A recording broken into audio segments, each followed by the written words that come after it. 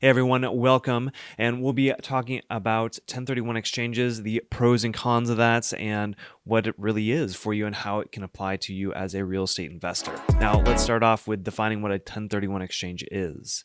It is a tax deferment strategy that allows investors to sell their property and reinvest the proceeds into another property without having to pay capital gains taxes. There are a few parties when it comes to a 1031 exchange.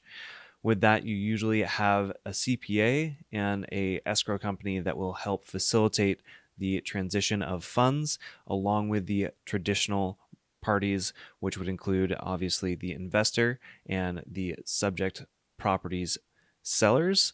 And keeping that in mind, just know that there are a few extra cogs in the machine when you are doing a 1031 exchange.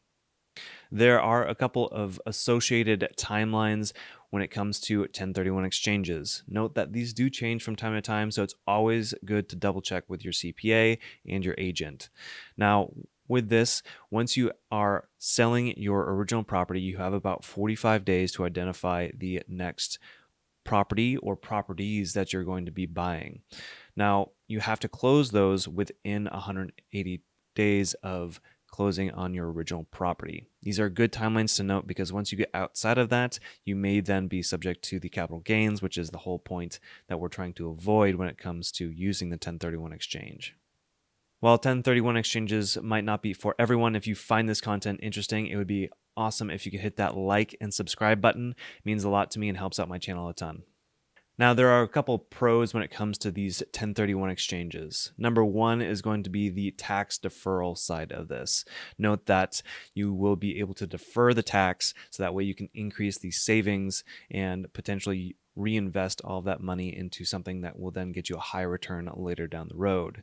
The second benefit of this is it does help your estate planning to a certain degree as well. So if you are looking to eventually provide those assets to the next generation or other beneficiaries, this might be a great way for them to basically inherit that without having to deal with the capital gains tax that might come with that. The third thing is that it really increases your ability to diversify. So you can take a property that's maybe a higher property value in a metropolitan area and then invest those funds into more of a cash flowing asset somewhere in the Midwest or somewhere else.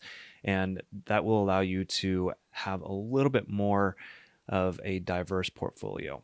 Now, there are definitely pros to 1031 exchanges, and then there are definitely cons to that. A couple of those cons are the time constraints when it comes to 1031 exchanges. Only having between 45 to 180 days to close on those next properties can feel like there's a little bit of a rush on things. With that, just know that there might be other restrictions in terms of the properties you can buy as well. So just knowing that there's other limitations to what you could potentially buy. And the last con of this is going to be the higher costs. Typically, you're having a little bit more parties involved and there's a little bit more in terms of moving parts. So just note that there will probably be a little bit of a higher cost associated with doing a 1031 exchange. And it's up to you to determine whether or not it's a good fit for you or whether or not it's a good benefit or overall benefit for you to do. Now, determining whether or not a 1031 exchange is good for you, I would always recommend talking with a CPA and also your agent to see what the options are, especially if you're looking to diversify. Now, these are a great option for you if you're looking to essentially not have to pay the capital gains tax on this and diversify your portfolio a little bit more. But the downside of this is if you're just trying to cash out, this is probably not going to be the best way for you instead of just selling your property. Now, a question I have for you is, have you ever considered doing a 1031 exchange and why did you go against it? I would love to hear your comments down below.